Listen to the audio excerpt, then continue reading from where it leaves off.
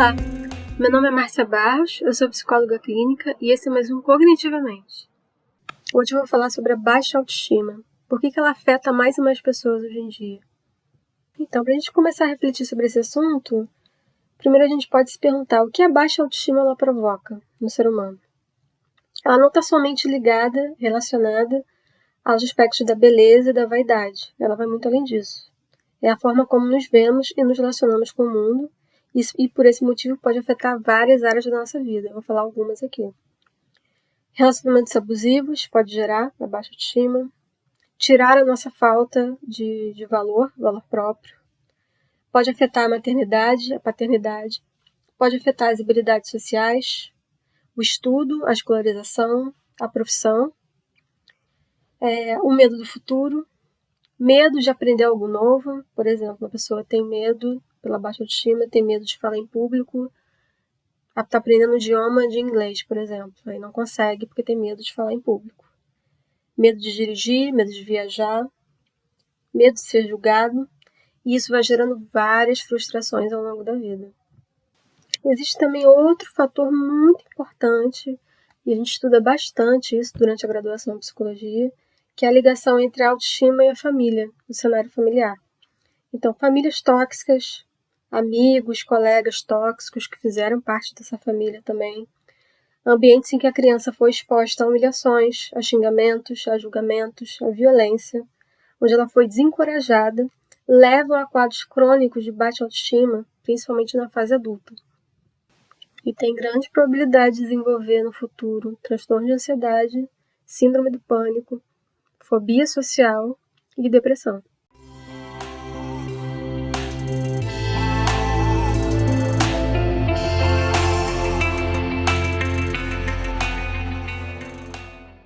Hoje em dia, nas redes sociais, a gente vê bastante material sobre autoestima, livros sobre autoestima, que eu acho muito legal as pessoas fazerem, se mobilizarem para criar esse conteúdo, mas ainda está muito relacionado ao universo feminino.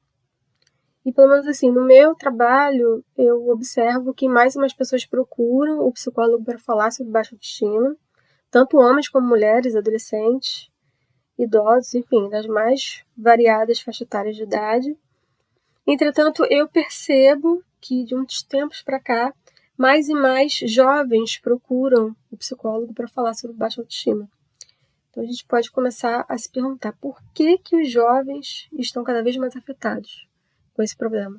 Então a gente pode apontar alguns aspectos. O cenário social, hoje em dia, de desesperança, pós-pandemia, desemprego, pouca perspectiva de futuro, pouca perspectiva de realização individual e profissional, falta de investimento na saúde mental, apesar de ser um assunto muito comentado, como eu acabei de dizer, na internet, ele também é banalizado.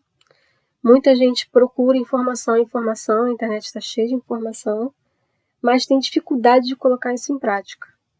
Então vou inventar uma historinha aqui só para ilustrar, para dar como exemplo.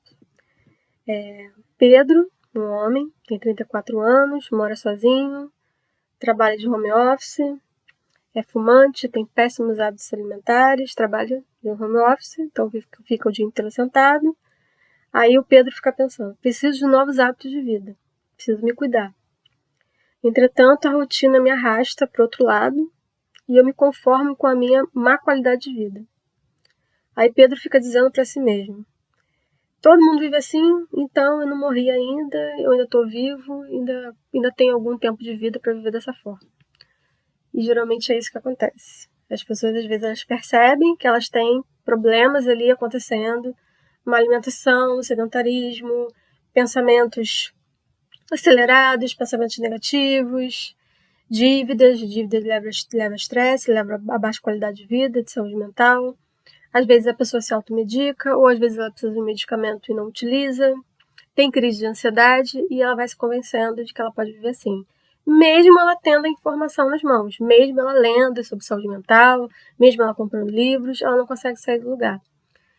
E esse cenário é bastante comum hoje em dia, na faixa etária que eu diria dos 20, 30 anos de idade. Pelo menos é a configuração que mais acontece. Também a influência das mídias sociais tem afetado os jovens, Claro que a internet tem um lado muito positivo, facilita a vida, gera recursos, mas também, né, tem um lado negativo. Então ela vicia, prejudica o cérebro, e o uso da máquina se tornou uma realidade que está afetando cada vez mais as últimas gerações, digamos assim, nos últimos 20 anos para cá. Então as pessoas geralmente namoram pela internet, compram pela internet, trabalham pela internet, que eu falei ainda há pouco do home office, ficam o tempo inteiro no Instagram ou no Facebook, usam muitos sites de relacionamento, usam indiscriminado, às vezes por muitas horas do dia, a internet, que geram sintomas de ansiedade, e também utilizam a internet para consumir pornografia. Então, essas e várias outras questões influenciam a vida dos jovens hoje em dia.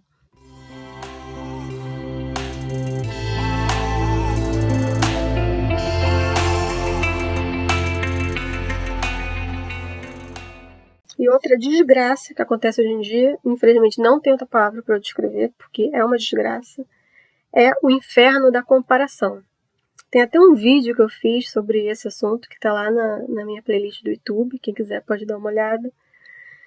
Que, digamos assim, a comparação ela virou um filho das redes sociais, né? Onde todo mundo se expõe, bota foto, bota filtro, e as pessoas ficam o tempo inteiro se comparando umas às outras. O que uma tem, o que outra não tem, o que uma comprou, o que outra não comprou, a plástica que a pessoa fez, o que ela não fez, a viagem que ela fez, o que ela está dizendo, tudo, qualquer coisa a pessoa usa como recurso para poder se comparar ao outro. Isso, há 30, 40 anos atrás, existia, porque o ser humano gosta de se comparar, mas não nessa proporção. E isso tem afetado bastante a autoestima dos jovens. Claro que toda a sociedade sofre com isso, porém, o jovem, como tem um pouco menos de maturidade, às vezes, para lidar com essa frustração, ele acaba sendo mais afetado. E nesse ponto, sem dúvida, as meninas, principalmente meninas adolescentes, são as mais prejudicadas, porque elas ficam, às vezes, muito tempo expostas nas redes sociais, vendo imagens. Essas imagens são, na maioria das vezes, irreais, de corpos que são, entre aspas, colocados como padrão, como perfeitos. Elas vão ficar sendo alimentadas com esse tipo de conteúdo e vão ficar se comparando o corpo delas com o corpo da foto que ela está vendo. Isso vai acabar gerando o quê? Vai acabar gerando transtornos alimentares. E muitas meninas, às vezes, desenvolvem bulimia e anorexia por conta dessa influência.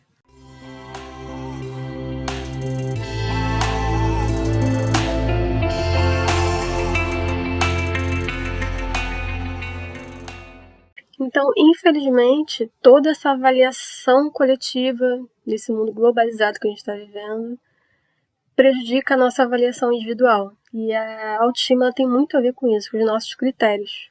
Aonde a gente coloca os nossos critérios? Quais são os nossos critérios? Como a gente se enxerga? E dentro da nossa conjuntura social também é necessário mostrar felicidade, aparentar ser bem-sucedido. Existe uma exigência muito forte com a aparência física, porque é todo mundo tirando foto o tempo inteiro para postar nas redes sociais.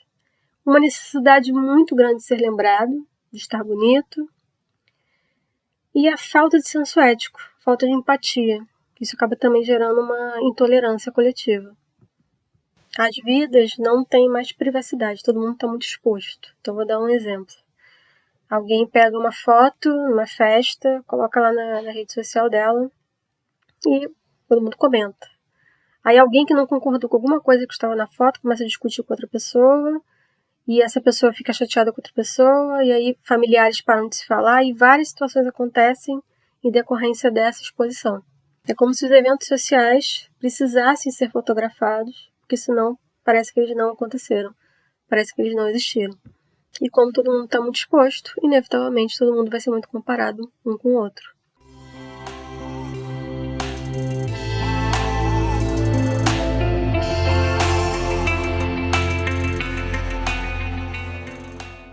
Às vezes as pessoas chegam no consultório clínico falando muito sobre aspectos ligados à autoestima, à baixa autoestima. Elas não sabem por onde elas começam, elas não sabem um ponto de partida. Como é que aquilo começou, que aconteceu no meio do caminho. Foram várias coisas que acabaram ocorrendo que levaram ela a se sentir assim.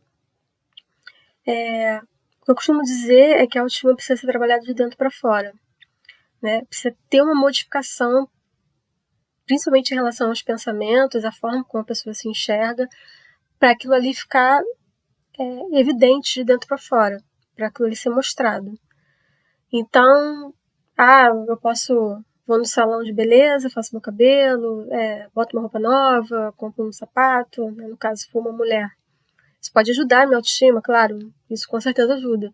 Mas não adianta se ela não modificar a forma como ela pensa. Então, existem algumas coisas que podem ser trabalhadas para ela realmente modificar a sua autoestima. Eu fiz um podcast, acho que foi ano passado,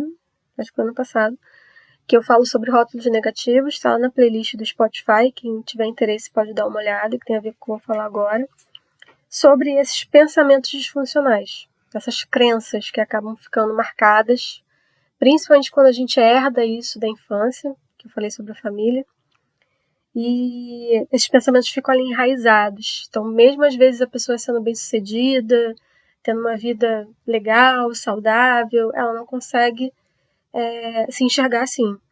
Ela vai precisar de um processo terapêutico para poder desconstruir os pensamentos disfuncionais, que geralmente são: eu não consigo, eu sou burra, eu tenho medo, eu sou assim mesmo, nunca vai dar certo. Para ela conseguir desconstruir a falta de coragem, os medos, as inseguranças que estão ligados a esses pensamentos que movem a emoção e que corrompem o comportamento.